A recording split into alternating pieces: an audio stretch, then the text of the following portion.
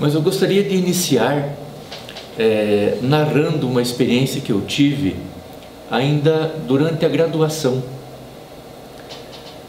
Pouco antes de iniciar a minha graduação, eu trabalhei numa emissora de rádio em Guarapuava, uma emissora local, e uma das minhas funções era cuidar do que a gente chamava de roupagem da programação.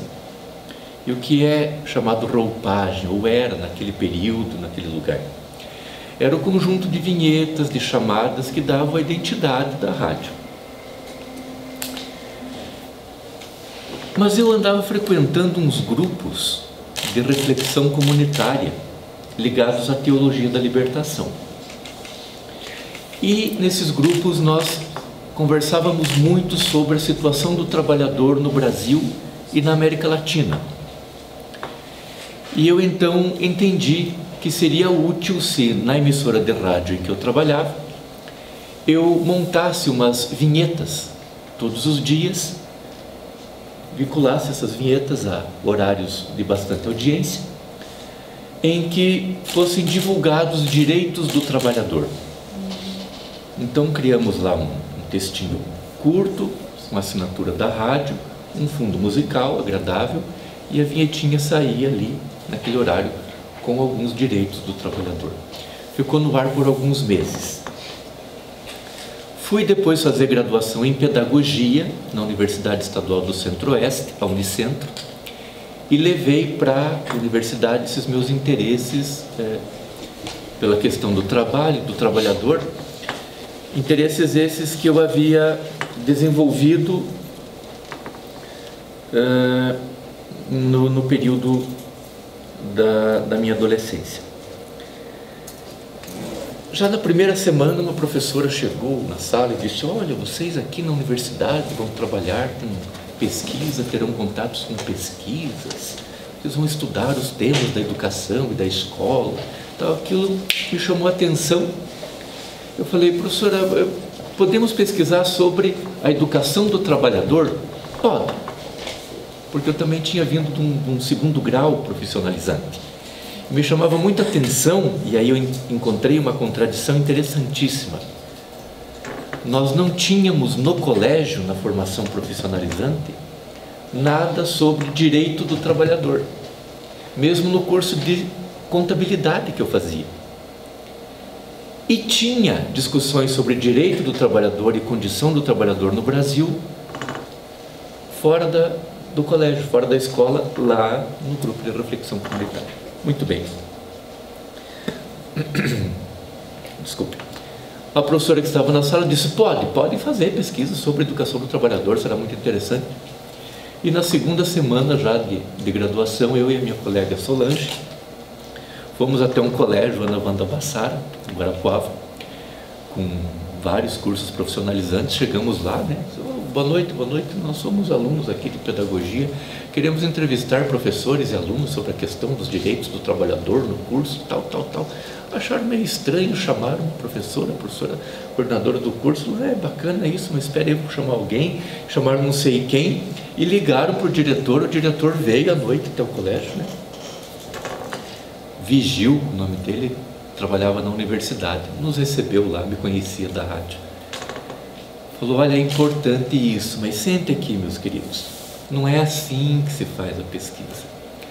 Na segunda semana de graduação você não vai a campo pesquisar, precisa fazer projeto, precisa ter um professor que oriente, uma série de coisas. E aí a Solange e eu entendemos que demandaria bastante trabalho, que não era uma coisa feita assim, né, no grito, apesar de haver muito interesse. E o que importa é que nunca esse tema saiu do meu horizonte de preocupações e interesses. E agora eu vejo que essa experiência minha como professor, e a experiência como professor inclusive neste momento em que eu faço estudos de pós-doutorado sob a supervisão da professora Anita Schlesner, né? Graças a ela, graças ao Programa de Pós-Graduação em Educação da Tuiuti, ao Programa Nacional de Pós-Doutorado da CAPES e também à universidade, a Unicentro, onde eu trabalho como professor, que me proporcionou o afastamento para essa experiência, né? Então eu vejo hoje que há uma continuidade mantida pela linha do interesse iniciada lá antes da graduação, o que se mantém até agora, que é a de localizar e identificar o sujeito que trabalha no seu percurso educativo para o trabalho. Bem, então o meu percurso de estudos, aí já enfocando especificamente o mestrado e o doutorado, está assim organizado na minha memória, no meu memorial. A minha dissertação de mestrado, pelo programa de pós-graduação em educação na Universidade Estadual de Ponta Grossa, concluída em 2006, enfocou educação, industrialismo, welfare state e regulação fordista, num momento em que o mundo do trabalho era marcado, não em 2006, mas o período em que eu estudei, não o período em que eu estudei, né? Marcado pela presença do trabalho, da alta produção, do alto consumo, do salário e da previdência social, cujos marcos estão aí dados pela hegemonia do capital produtivo. Eu estudei décadas de 60 e 70, principalmente. E aqui, depois a gente vai pensando, vai lembrando das coisas e entendendo-as melhor. Eu nunca vou me esquecer da minha defesa de tese, da minha qualificação e da defesa de tese, quando a professora Maria de Fátima Rodrigues Pereira, conhecida de todos nós, amada por todos nós, me disse assim: Adenilson, com aquele sotaque português, né? Adenilson, eu li a tua tese e marquei aqui. Aqui você está acertando as contas com o trabalho. Aqui você está acertando as contas com a igreja. Aqui você está acertando as contas. Parecia que havia muita coisa assim que estava pendente e precisava ser resolvida, e eu, no trabalho da tese, acabei fazendo isso também. Muita coisa que eu sabia que estava aqui, que devia ser dita, eu consegui sintetizar ali, pensando então não num objeto distante, mas no objeto no qual eu estava presente, que é esse quadro aqui. A tese de doutorado também situou-se nesse campo.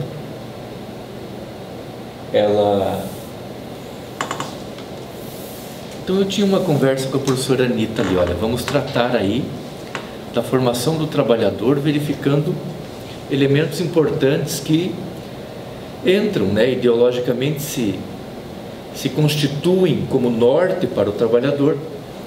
E vamos pegar a década de 80, década de 70, década de 60, e a professora Anitta disse: vamos lá. E foi me dando corda, e eu fui década de 50, década de 40, década de 30, aí quando eu cheguei lá, no século XIX, a professora Anitta falou: não, agora para, porque já, né, senão nós não vamos terminar nunca. E aí entendemos que todo esse conjunto que se sintetiza como orientação para o trabalhador, ele não nasce nas leis educacionais brasileiras, mas as leis educacionais brasileiras são materializações de uma ideologia que vem bem de antes, né? Que tem lá na doutrina do destino manifesto uma das suas raízes, que tem um discurso moral / religioso muito presente, demonstrado depois em USPB, EMC e por aí afora.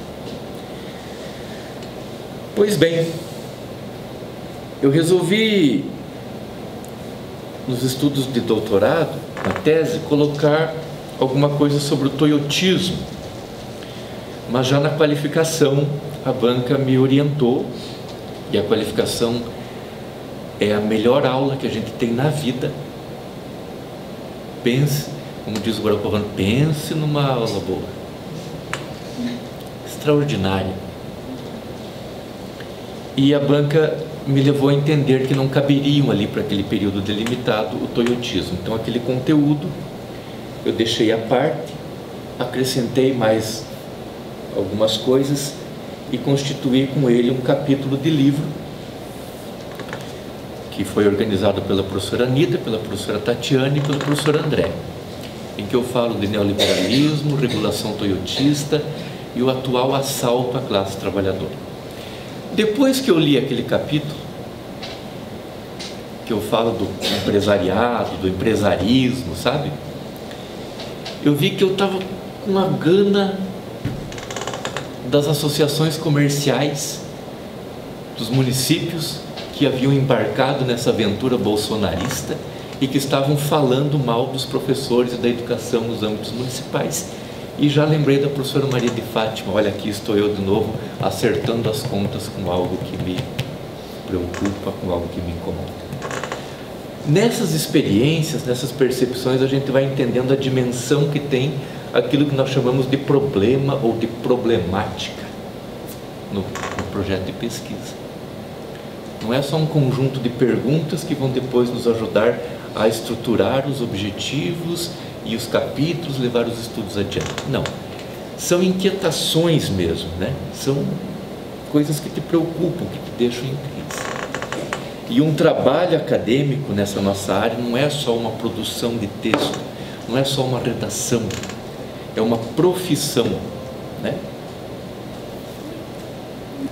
E justamente por ser assim é que um professor Gilson, uma professora Tatiana, uma professora Anitta, né? Às vezes um professor Adenilson também leva paulada aí em redes sociais, não sei onde mais. E não é por conta dos nossos conteúdos, mas por conta do método. O método. Muito bem.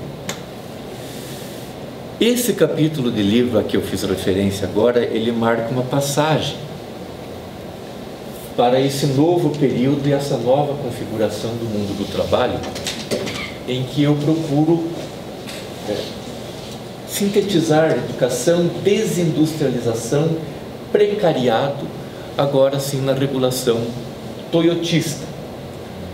Isso marcado por menos trabalho, menor produção, menos consumo, fim do salário, já há autores que falam da sociedade pós-salário, sem previdência social e caracterizado pela hegemonia do capital financeiro. Okay?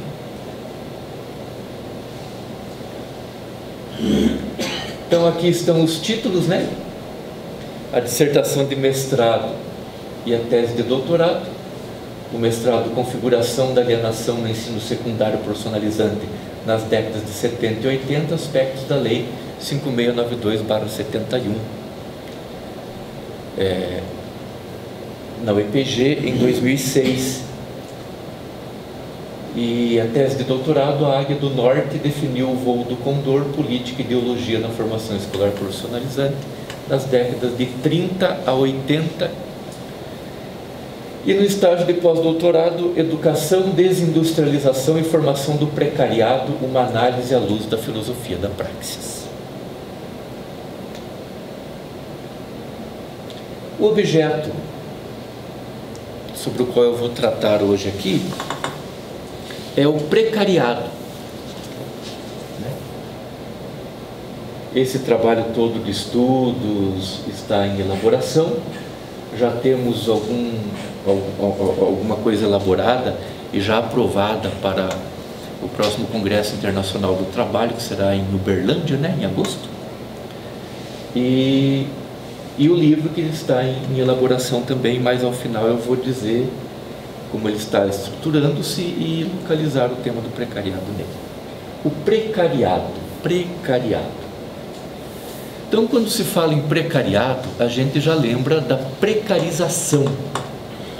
Mas é importante, ao longo dessa exposição, apresentar alguns esclarecimentos sobre a relação entre esses dois termos, precariado e precarizado. O fenômeno social do precariado não se reduz ao da precarização do trabalho, que equivale à precarização das condições materiais de vida do trabalhador a partir do exercício do trabalho e estendendo-se para depois que toca o apito ou que dá o horário de ir embora, né? Mas envolve historicamente essa precarização.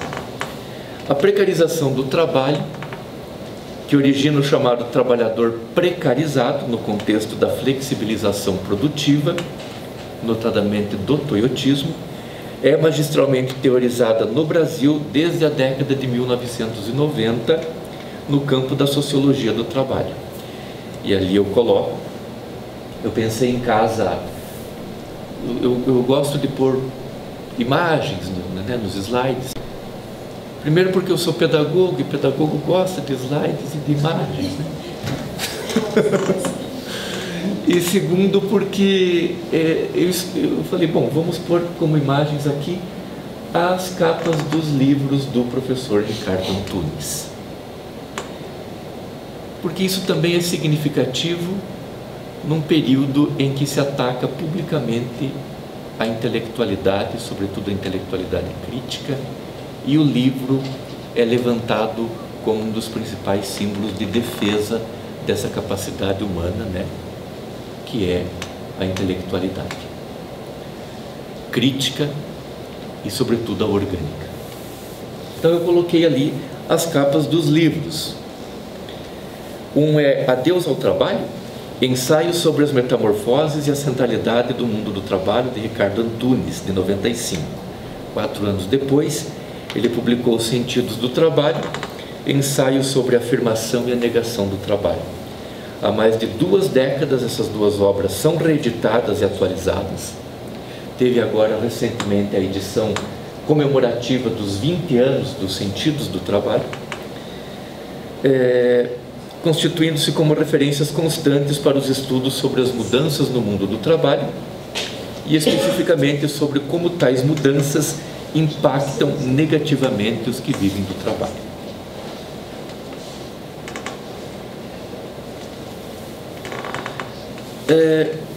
Se observarmos bem, a Lei 5692/71, vigente até 96, marcou um período, ou atendeu a um período marcado pelo taylorismo-fordismo, com a produção em larga escala, nível elevado de empregos. Foi substituída depois, em 96, a produção em larga escala pela produção just in time. Vocês sabem o que é produção just in time? Não é mais produzir e depois procurar mercados, fazer divulgação e vender. A just in time é produzir somente de acordo com a demanda. É por isso que hoje você vai comprar um carro, você pede o carro e espera 30, 40 dias para ou fabricarem o carro ou montarem o carro, organizarem lá todo um trabalho de logística, procurando as peças, os componentes de diversos lugares que são montados no ponto mais próximo de você e entregues para você. Esse é o just in time, próprio do toyotismo, né? Isso aí os japoneses desenvolveram durante a Guerra da Coreia para atender aos Estados Unidos. Então os Estados Unidos precisavam lá de tantas marmitinhas de metal para os soldados. Aí os japoneses fabricavam, não, agora não precisamos mais de marmita, agora precisamos de facas de combate. Aí os japoneses adaptavam o maquinário para facas de combate, entende? É o just in time, é isso. Às vezes você se acidenta, bate o carro vai para a concessionária, demora 40 dias para ver onde é que está a peça para trazer, é o just in time. E baixo nível de empregos. Só se emprega pessoas na medida em que as mercadorias são solicitadas pelos consumidores e esses sujeitos só são mantidos empregados enquanto essas mercadorias são necessárias. Então, por isso toda essa reforma trabalhista que nós, felizmente, tivemos aí, essa coisa horrorosa, né? Em que possibilita o empregador contratar você não mais durante 8 horas diárias, mas por 4 horas diárias, 3 dias da semana, porque ele precisa de você só para produzir aquela quantidade demandada. Não sei se eu consegui me expressar bem. Agora tem o trabalho intermitente também, né? Isso, o intermitente, não são os 30 dias no mês, não são os 12 meses no ano, você vai trabalhar conforme sazonalidades, né, do mercado, enfim.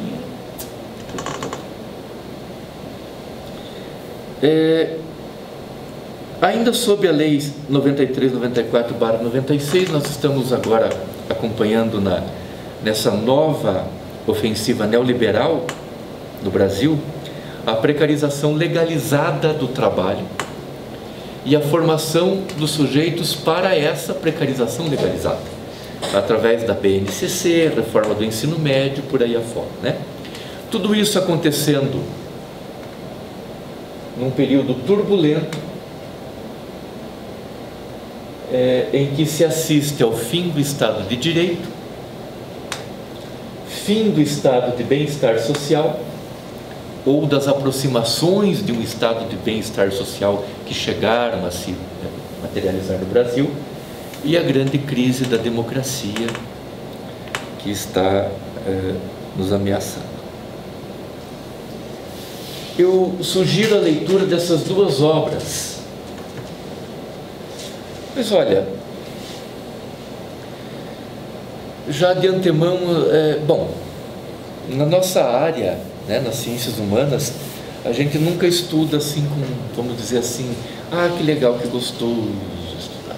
É bom estudar, mas a gente só estuda desgraça, como diz a minha esposa, né? Ela é assistente social e professora também. Ela diz assim, a gente só estuda desgraça. Precisamos estudar, é claro, mas já sabendo disso. Não é um romance. A sociedade pós-industrial, pós-salarial e pós-democrática estão bem retratadas aqui nessas duas obras. Essa, como a democracia chega ao fim, do Huntsman, mostra um quadro internacional, e adota-se nesse quadro internacional como referência um acontecimento bem recente, que é a eleição do Donald Trump. E o Rubens Casara, que é juiz de direito, lançou Estado Pós-Democrático, Neo-Obscurantismo e Gestão dos Indesejáveis.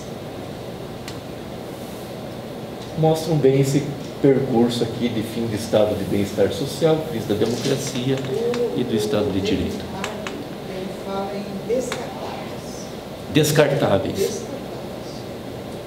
David Harvey, ele lançou, depois daquelas contradições e o fim do capitalismo, mais um recentemente que me chegou essa semana, ainda não li. O Enigma do Capital? Não, mais recente, professora. A loucura da razão capitalista, alguma coisa nesse sentido. Desculpe, não lembro. Mas explora bem aquelas contradições que ele coloca lá nas 17 contradições e o fim do capitalismo. Ele as elenca, né, 17, algumas indispensáveis ao capital, algumas suportáveis ao capital e algumas nocivas ao capital. Como que se administra as crises nesse conjunto categorizado de contradições. Bem,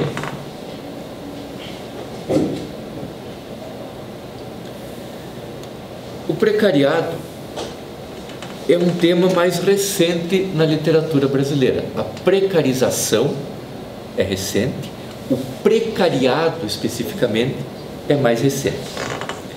É no âmbito da editora Boitempo, entre 2012 e 2017, que se concentram as mais disseminadas produções brasileiras sobre esse assunto, sendo Giovanni Alves e Rui Braga os principais estudiosos, e é com eles que eu me apoio, é neles, nos seus estudos, que eu me apoio bastante.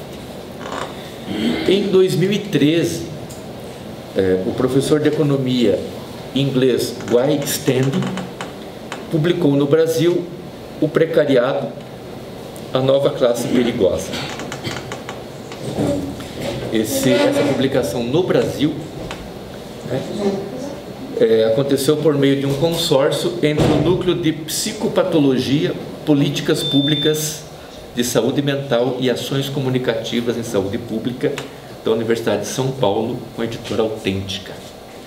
E uma coisa interessante é que, tanto na obra do Weinstein quanto na obra do Giovanni Alves, principalmente, nós vamos identificando esse caráter psicológico da alienação, tal como ela se materializa hoje em dia e que é chamada de precariado.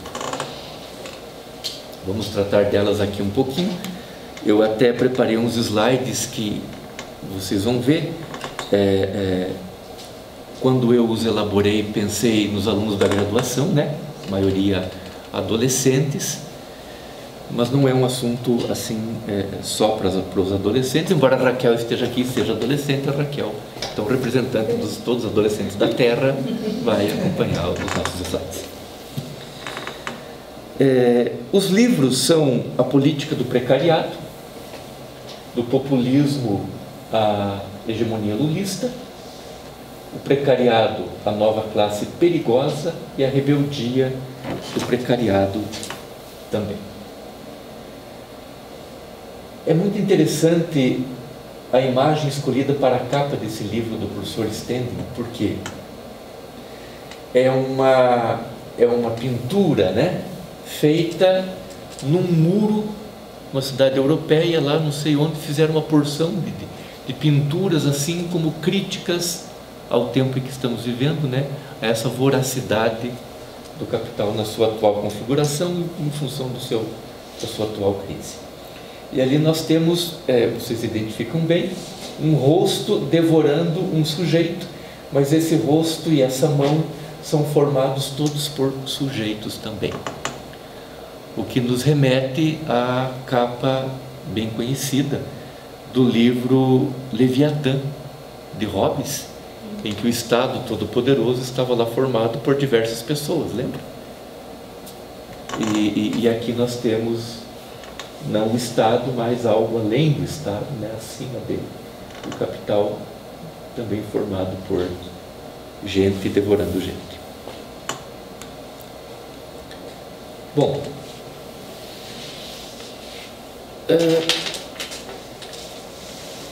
o professor Giovanni Alves participa dessas publicações, todos vocês devem ter notado ali, que os livros que tratam de precariado especificamente e que trazem o termo precariado nos seus títulos são do professor Rui Braga e do professor Standing. O professor Giovanni Alves, a quem eu me referi, trata desse assunto, mas não explicitamente nos seus livros.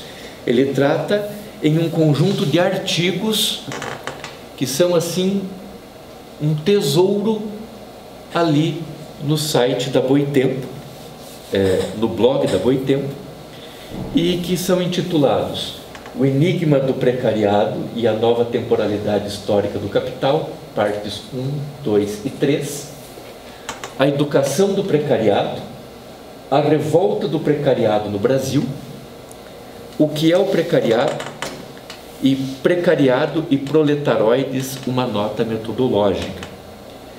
O conteúdo destes artigos está nos seus livros, mas nos artigos ele trata especificamente do precariado, enquanto nos livros ele trata da condição de proletariedade, das dimensões da precarização. Então o precariado está, vamos dizer assim, num contexto mais ampliado nos livros. Vale muito ler esses artigos dele. E há uma diferença no entendimento desses autores em relação ao precariado. Vejam lá que para o Weinstein e para o Rui Braga, o precariado é uma nova classe social perigosa porque pode ser cooptada pela burguesia. E para Giovanni Alves, o precariado não é uma nova classe social, mas sim uma camada crescente do proletariado. E a crítica que o Giovanni Alves faz aos demais estudiosos é exatamente essa. Vocês não podem dizer que agora, no cenário da luta de classes, nós temos uma nova classe. Não. A luta de classes continua sendo entre burguesia e proletariado. E o precariado, mais do que precarizado apenas, né? O precariado é uma das camadas do proletariado com potencial revolucionário.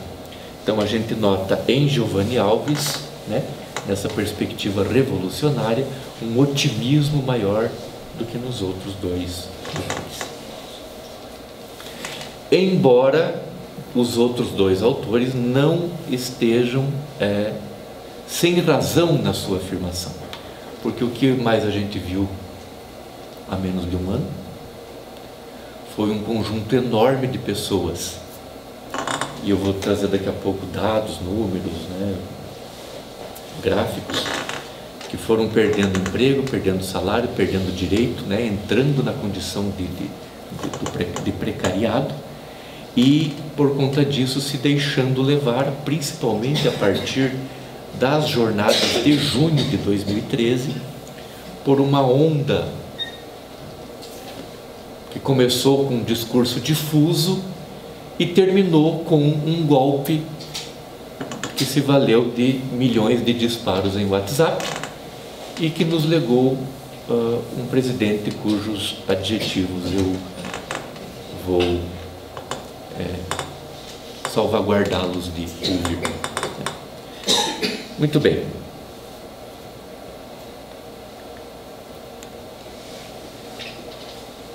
Então, para Giovanni Alves, o precariado é uma camada crescente do proletariado com potencial revolucionário. Contudo, a reação depende da experiência consciente da crise. Essa experiência consciente da crise é uma condição para a formação de sujeitos críticos. Em outras palavras, é aquilo que a gente chama de cair a ficha. Né? Cair a ficha. O sujeito, no momento em que ele confronta o discurso que vem sendo batido na cabeça dele, né? Essas redes de WhatsApp, financiadas aí pelo Luciano Hang, por uma porção de outros sujeitos, com as condições materiais de vida que ele está experimentando. Começa a perceber que as condições materiais de vida desmentem a ideologia rasteira, né, que se lhe impõe. Essa experiência consciente da crise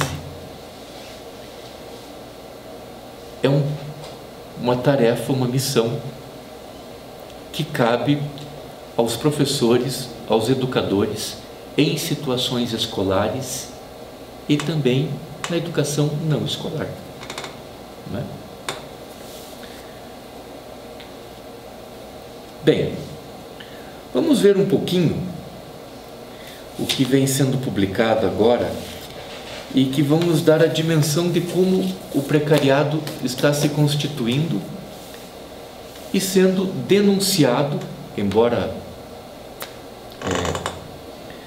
não com tanto aprofundamento, inclusive pelos órgãos de mídia e até pelos mais tradicionais. A CBN, não me falha a memória, ligada ao grupo Bandeirantes, é isso? Uhum. Né? Que os críticos dizem que CBN é a rádio que toca notícia. É da Globo a CBN? Da Globo, O slogan é a rádio que toca notícia, os seus críticos dizem a rádio que troca notícia. É Miriam Leitão, bem lembrado, professor Gilson, obrigado. E olha aí o que diz a CBN. Existe otimismo significativo de novas contratações em 2019. Pesquisa da Manpower Group mostrou que há expectativa positiva de novas contratações, isto em 22 de dezembro de 2018, no apagar das luzes do ano passado. Pouco tempo depois, em junho de 2019, a mesma CBN, agora, nessa semana, apresentou uma matéria que me chamou muita atenção. Entregador de aplicativo chega a pedalar 50 quilômetros para ganhar R$60. Os novos escravos, né? Os novos escravos. A cada dia a crise coloca nas ruas um contingente de jovens desempregados que decide trabalhar de bicicleta para ter uma fonte de renda. A CBN acompanhou a rotina de entregas de um deles que, pelos aplicativos, são considerados microempreendedores, mas para os críticos não passam de trabalhadores precarizados. Ali na matéria o menino, ele fala do cotidiano dele, disse que um dia ele trabalhou muito, pedalou muito, fez uma entrega, mas infelizmente acabou a bateria do celular e o aplicativo não registrou a entrega e ele não recebeu os R$8 que ele receberia por aquele trabalho que demorou um tempão. Então vejam que coisa. E com quem ele vai discutir sobre isso? Uma vez que não há um gerente, um encarregado, um chefe de seção, né? É um aplicativo. Aplicativo de transporte é o único setor da economia a abrir vagas no trimestre, já em 2019. E poucos dias depois dessa manchete que eu apresentei por último, desemprego atinge 27% da população entre 18 e 24 anos no país. O que está fazendo essa molecada para conseguir trabalhar? E aí eu faço aqui uma confissão. Tem que me cuidar, o professor Gilson já me alertou também. Eu agora sou acadêmico de psicologia, ele falou, tome cuidado, não cair muito na individualidade, aquela coisa toda, né? Mas eu encontro, como é que eu posso dizer, bastante mal-estar, vamos falar assim, porque eu tenho filhos nessa idade, nessa faixa etária. E os meus filhos estão vivenciando isso. E alunos na graduação que estão vivenciando isso. E colegas na segunda graduação que eu estou fazendo e que estão vivenciando isso. Vejam que são os meninos e meninas que estão atuando como estagiários para poderem viver. Veja que bonita a propaganda desse programa, Jovem Estagiário. Olha a menina feliz sonhando, né? É o mesmo programa, olha a cara. Bem contrastante. Contrasta, inclusive, a animação das duas com a animação dos dois modelos lá atrás. Segurança feliz. Ali no mundo dos sonhos e da propaganda, tudo é bonito, que me faz lembrar as chamadas na televisão para ganhar a opinião pública para a reforma do ensino médio. Os nossos alunos da pedagogia debochavam em sala de aula, professor, agora no ensino médio eu vou poder escolher os meus percursos formativos, porque papapá. Eu tenho alunos de municípios muito pequenos lá. Eles diziam assim, professor, será que lá em Mangueirinha, o meu primo que está indo para o ensino médio, ele vai poder escolher entre 8, 7 percursos formativos que sejam? Será que lá vai ter laboratórios nos colégios para ele ser químico, para ele ser não sei o quê? Então, sabe como a coisa fica? Pois bem, vamos a mais notícias, trazendo agora o Estadão.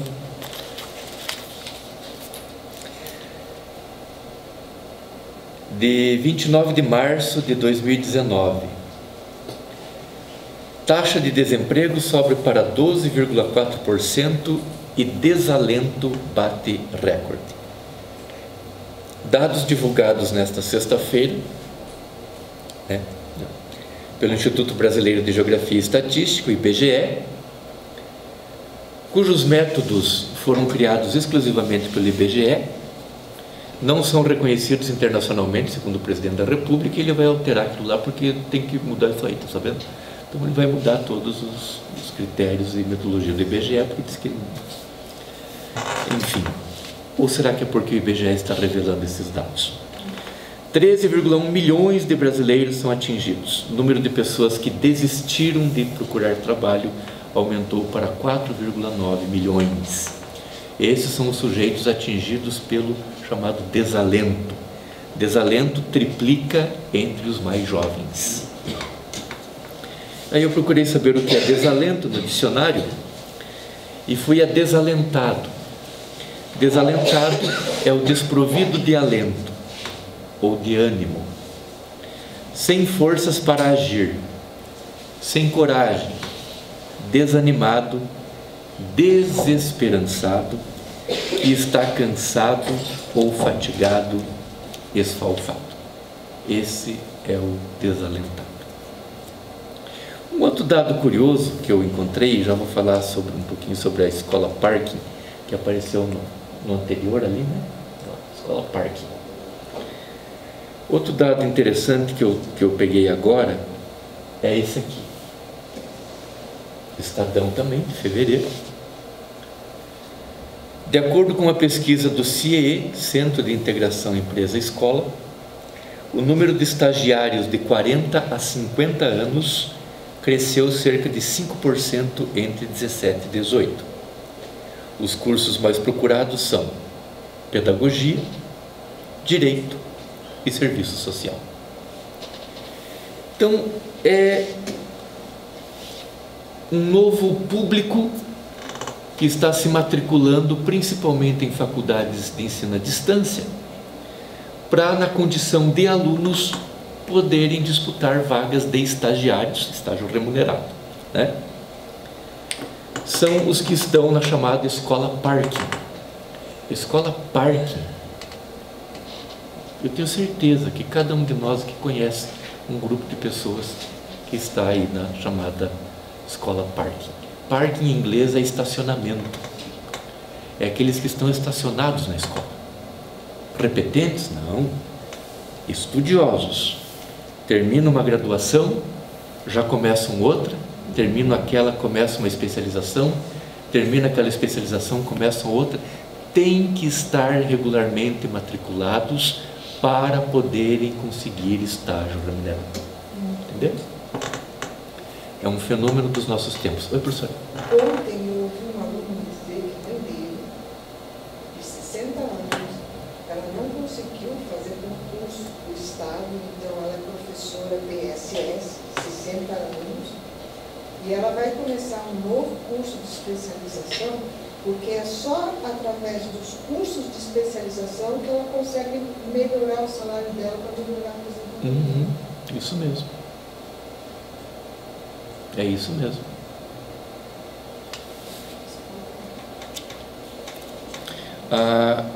Na viagem para cá, a Tatiane disse que tem um livro que trata dessa teoria escola Parking e que ela vai me emprestar com certeza. Não sei. E aí eu vou, porque eu procurei em todo canto e não consegui nada sobre a chamada escola Parking, e é um fenômeno do nosso tempo, né? Pois é.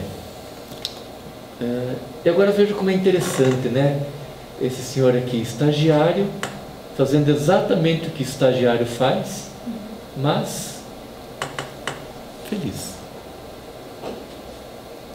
Eu me lembro da década de 90, naquele período terrível lá de desemprego, numa crise lá no governo FHC, uma tirinha num jornal em que um sujeito estava ajoelhado assim, gritando: eu quero um subemprego, pelo amor de Deus. E a gente fazia todo o discurso sobre como fugir do subemprego, e a coisa estava tão ruim que os sujeitos estavam pedindo até a Deus um subemprego. Bem, desalento recorde. Número de trabalhadores em milhares. Vejam como como a coisa oscila, né? Nós temos uma elevação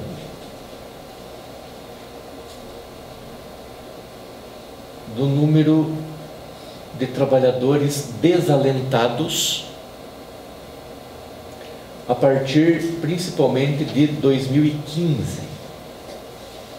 Vejam que as jornadas de junho estão situadas aqui, exatamente quando se tinha, ainda que em condições desfavoráveis, um descenso, né? Uma diminuição no número de desalentados. Quando veio essa escalada que nós chamamos golpe, que reúne uma série de eventos e que a literatura chama de golpes graduais, que são aplicados hoje em dia,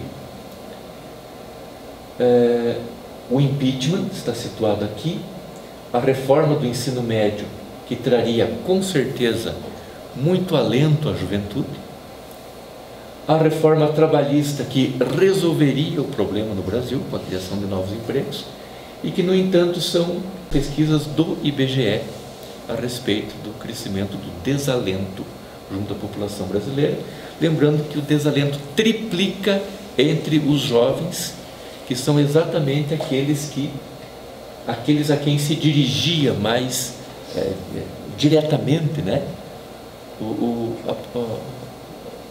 Se dirigiam diretamente às propostas do novo ensino médio e do ingresso no mundo do trabalho com a reforma trabalhista. Vem até 2018, agora em 2019, se fôssemos colocar mais um quadrinho aqui, seria o da reforma da Previdência. Hoje de manhã eu fui aguardar a Raquel lá no centro de Guarapuava. Ela chegaria de ônibus às 9 horas e tinha dois moços conversando e um deles falou: não, cara, mas agora com essa reforma aí vai dar certo. Todo mundo está falando mal aí, mas os especialistas estão confiantes. E eu já estou notando uma coisa melhorando. Aí o outro falou assim: mas como melhorando, rapaz? Eu, desde que o homem assumiu, eu tive que vender uma caminhonete minha que valia 100 mil para pagar a conta e comprar um carro de 50 financiado. Então eu troquei uma caminhonete de 100 por um carro de 50 e ainda não totalmente pago. E aí, né, de fato, realmente, mas tem que... Então ainda nós temos um discurso, vamos dizer assim, muito convincente para uma boa parte da população, mas uma parte que mostra-se cada vez mais diminuída, né? Cada vez menos. Bom,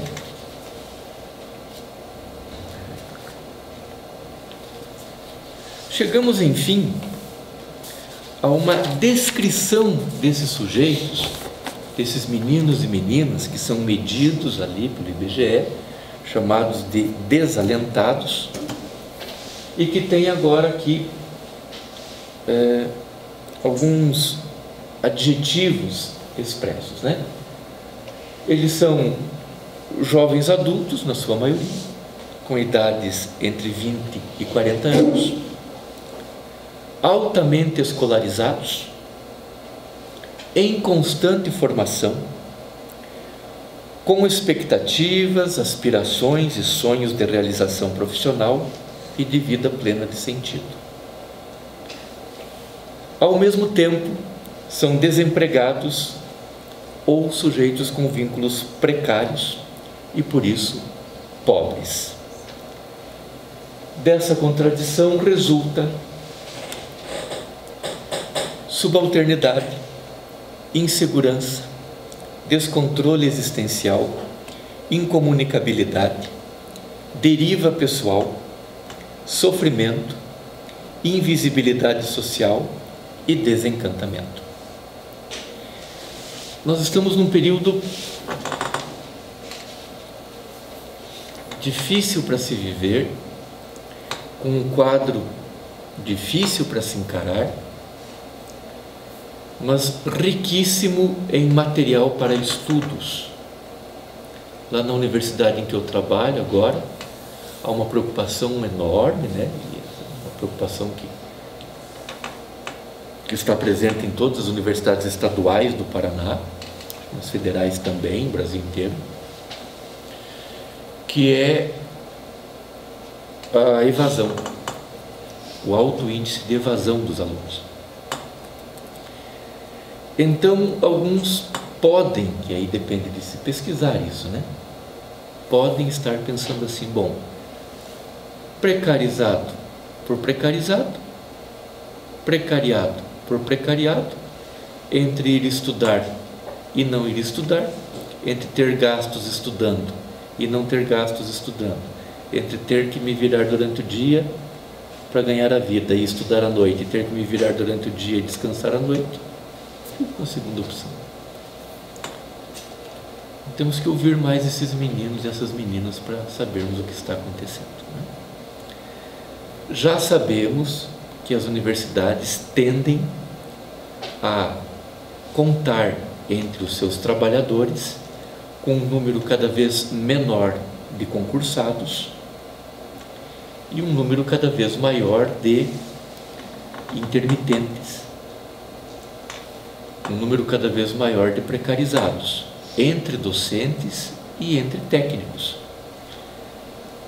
Na universidade em que eu trabalho, nós temos 9.000 alunos, a Unicentro.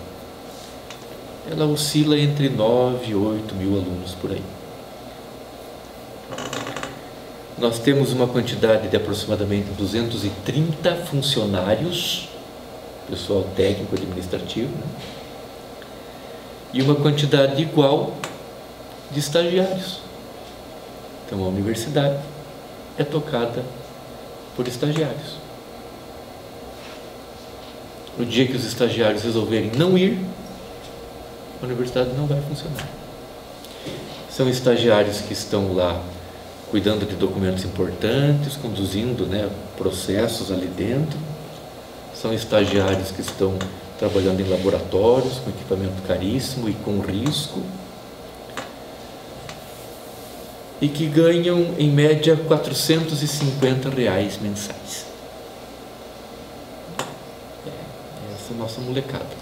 Alguns estão lá, têm 2 anos de estágio, saem, depois de um tempo você os vê de novo, depois de um tempo você os vê de novo como estagiários, mas está sempre vendo-os por ali como alunos.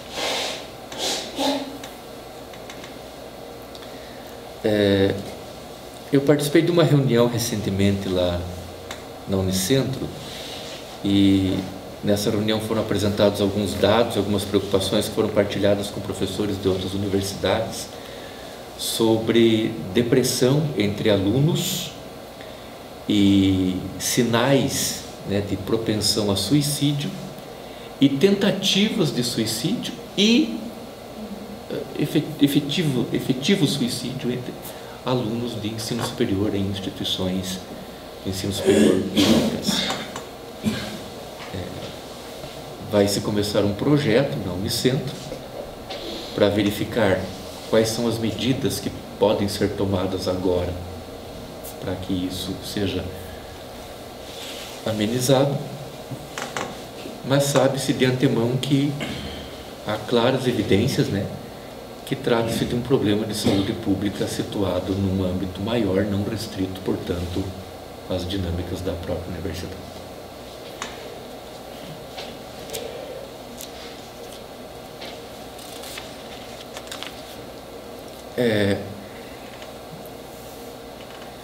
Isso tudo é objeto de estudo nosso, né? Nós temos ali uma relação que é a de diminuição, do estado de bem-estar social, do estado de direito, né? Da democracia, diminui, e para e passo, não à toa e não por coincidência, cresce o desemprego, o desalento, a precarização, a depredação ambiental e a repressão estatal, mostrando que afinal tem razão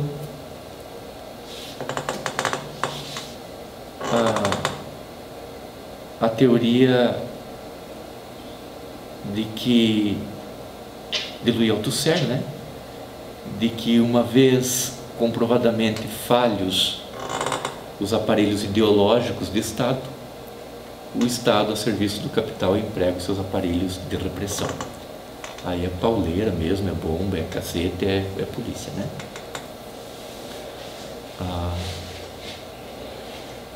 E não é à toa que a gente percebe esse aumento da violência estatal num período imediatamente posterior a um dos, vamos dizer assim, a um dos momentos mais interessantes e marcantes da história recente da educação no Brasil, que foi o momento das ocupações dos colégios e das universidades.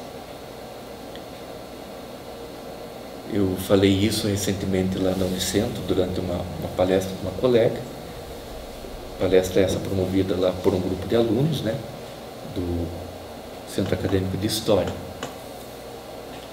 E não se engane, a gente que está lá dentro sabe, ocupações e manifestações de alunos que não foram feitas graças aos professores, mas foram feitas com a participação de alguns professores e apesar de grande parte dos professores. Então, quando se diz que são os professores que conduzem os alunos a esse tipo de comportamento, na verdade, muitos professores estão sendo chamados pelos alunos nesse tipo de reação, né? Então, diga-se isso. Tem uma dissertação de mestrado concluída no ano passado pelo professor João Mendes, de Guarapuava. Ele fez lá no âmbito do programa da Unicentro, em que ele retrata bem essa questão das ocupações das escolas em Guarapuava. Muito bacana, vale muito a pena ler essa dissertação dele. Bem, de tudo isso, materializado, registrado, dito, sentido, enfim, o que dizer? Bom, dizer que o homem tem razão, que a procura de homens regula necessariamente a produção de homens como de qualquer outra mercadoria. Marx está certo. Se a oferta é muito maior que a procura, a oferta de trabalhadores é muito maior do que a procura por trabalhadores, então parte deles cai na miséria ou na fome. Assim, a existência do trabalhador torna-se reduzida às mesmas condições que a existência de qualquer outra mercadoria. O trabalhador transformou-se numa mercadoria e terá muita sorte se puder encontrar um comprador. E a procura a qual está sujeita a vida do trabalhador é determinada pelo capricho dos ricos e dos capitalistas. Quanto mais o trabalhador produz, menos tem de consumir. Quanto mais valores cria, mais sem valor e desprezível se torna. Quanto mais refinado o seu produto, mais desfigurado o trabalhador.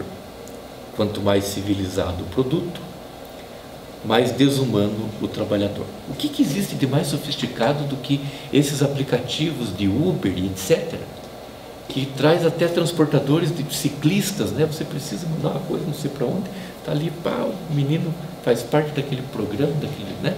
Ele vem ali, atende você, você paga no teu cartão, ele ganha R$8, não sei quem ganha tanto. Isso é, do ponto de vista da tecnologia, isso é extraordinário, mas o que isso faz com o trabalhador é absurdo, absurdamente violento, né?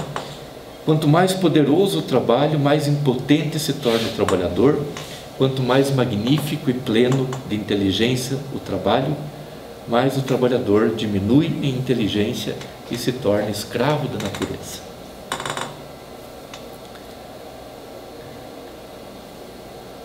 Bem, até prestando um pouco de contas aqui agora, eu trago para vocês o que a gente costuma chamar de esqueleto, né, do meu trabalho. Aqui está o esqueleto. Estamos dando nervos, músculos, né, sangue, todos os demais tecidos aí para que se torne um corpo vigoroso que fique em pé, pelo menos, né? Não mais do que isso, né, professor? O livro que eu estou organizando com base nesses estudos se estrutura em 3 partes, além dos elementos pré-textuais, né? A primeira parte, a pertinência da filosofia da praxis, relações entre trabalho, valor e riqueza, relações entre educação e trabalho. Mais uma vez, acertando contas aqui. Fico danado quando ouço aqueles comentários, né, próprios do empresarismo, até do empresarismo condenado, do empresariado condenado, aquele que está sendo engolido pelo grande capital, aquele que está fechando a lojinha, quando diz que temos que reservar o Brasil para aqueles que produzem riqueza. O trabalhador é aquele que produz riqueza, o outro é vagabundo. Então nós que somos ricos produzimos riqueza. Não. O trabalho não produz riqueza, o trabalho produz valor. O que gera riqueza é o acúmulo de mais-valia extraído do trabalho alheio, isso daí é que gera riqueza, né? Então a riqueza é, na verdade, uma expropriação nesse sentido. Então eu ouço esses discursos e vou lá nos conceitos, nas categorias, estudo de novo, falar, realmente é isso mesmo, vamos escrever aqui, para que de repente alguém leia aqui, ali, acolá, o aluno, não sei quem, a Raquel, enfim, veja, realmente, olha, eu sou trabalhador, eu gero valor, e a riqueza é outra coisa. A segunda parte, o que é desindustrialização, o processo de desindustrialização, o quadro atual e desindustrialização e políticas educacionais. A desindustrialização não é só fechamento de indústria. Há inclusive, e a gente pega, eu tenho esses dados lá já, né?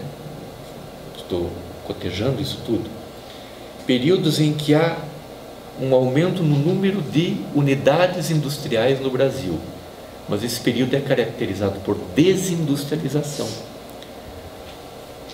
Abre-se indústria, mas desindustrializa-se. Sim, porque a industrialização e a desindustrialização estão relacionados à quantidade de trabalhadores empregados e salários gerados. A participação da indústria no PIB. E o Brasil vem padecendo, sobretudo da década de 80 para cá, de um mal, né, chamado doença holandesa. Está se tornando cada vez mais dependente da produção de matérias-primas, da exportação de matérias-primas e, sobretudo, do agronegócio. E aí os nossos colegas da educação do campo têm bastante propriedade para tratar disso e vem tratando, né? Então, uma série de elementos que, como é que eu posso dizer, se combinam para o processo de desindustrialização. E agora acelerou-se nos últimos anos, porque além da menor participação da indústria no PIB, além da maior dependência do agronegócio, além da diminuição no número de postos de trabalho, além da diminuição nos salários, nós temos fechamento de indústrias mesmo. Indústrias estão fechando no Brasil. Então vejo que a gente precisa procurar todos os autores, sociologia do trabalho principalmente, que tratam desse trabalhador, desse novo período, né? Período chamado pós-industrial.